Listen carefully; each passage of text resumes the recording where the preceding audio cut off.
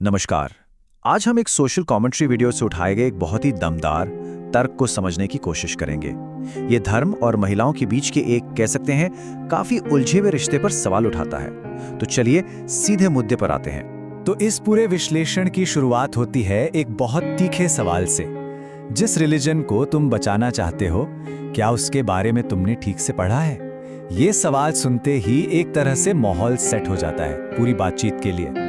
Video में एक बहुत ही अजीब विरोधाभास, एक पैराडॉक्स की तरफ इशारा किया गया है। वो ये कि महिलाएं अक्सर उन्हीं धर्मों की सबसे बड़ी रक्षक होती हैं जिन्होंने ऐतिहासिक रूप से उनका सबसे ज्यादा शोषण किया है, और यही इस पूरी चर्चा का आप कह सकते हैं केंद्र बिंदु है। तो सवाल उठता है, आखिर ऐसा कैसे? बस ये एक शब्द और ये हमें सीधे तर्क के सबूत वाले हिस्से की तरफ ले जाता है। तो सबसे पहला उदाहरण दिया गया है सती प्रथा का। ये एक ऐसी ऐतिहासिक प्रथा थी जिसमें कुछ समुदायों में एक विधवा को उसके पति की चिता पर ही आत्मदाह करने के लिए या तो मजबूर किया जाता था या फिर प्रोत्साहित किया जाता था। मतलब एक बहुत ही ज्यादा विवादास्पद प्रथा थी जिसे बाद में जाकर बैन कर दिया गया। अगला उदाहरण है ब्रेस्ट कवरिंग पर बैन का। ये उन पुराने सामाजिक नियमों की बात हो रही है जहां कुछ जातियों की महिलाओं को अपने शरीर का ऊपरी हिस्सा ढकने की इजाजत ही नहीं थी। इसे उनकी सामाजिक हैसियत का एक प्रतीक माना जाता था। और बात यही खत्म नहीं होती। इसके अलावा बाल विवाह, दहेज प्रथा और विधवा पुनर्विवाह पर पाबंदी जैसी कई और प्रथाओं का भी जिक्र है। ये सभी प्रथाएं समाज और धर्म के ताने बाने में इतनी गहराई से जुड़ी थी कि उन्होंने महिलाओं की जिंदगी पर बहुत गहरा असर डाला। फिर बात आती है देवदासी प्रथा की।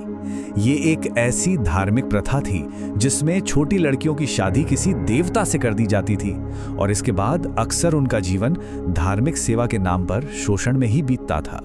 सामाजिक नियंत्रण के और भी तरीके थे, जैसे कि विधवाओं को समाज से पूरी तरह अलग थलग कर देना या फिर मासिक धर्म के दौरान महिलाओं का मंदिरों में जाना मना होना। ये सब भी उसी का हिस्सा थे।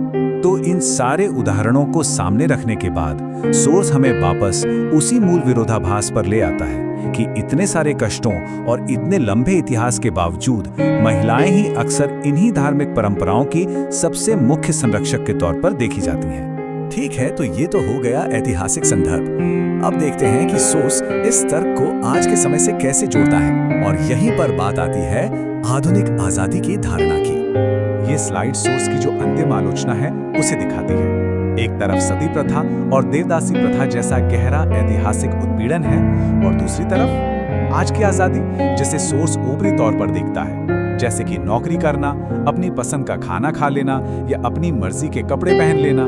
तो यहाँ पर सबसे ज़रूरी बात यह है कि सोर्स के मुताबिक आज़ादी का ये जो सीमित नज़रिया है, ये शायद उसी ऐतिहासिक संदर्भ का नतीजा हो सकता है। मतलब एक कारण और परिणाम का रिश्ता है कि सदियों के दमन ने शायद आज़ादी की परिभाषा को ही छोटा कर दिया है, जिससे असली स्वायत्तता के जो गहरे मुद्दे हैं वो नज़रअंदाज हो रहे हैं। इस पूरे विश्लेषण के आखिर में हम एक ऐसे सवाल पर आकर रुकते हैं जिस पर सोचने की बहुत ज़रूरत है। एक ऐसा सवाल जो परंपरा और प्रगति के बीच के रिश्ते से जुड़ा है। तो आखिर में ये सवाल बचता है, परंपरा और प्रगति के बीच संतुलन कैसे बनाया जाता है?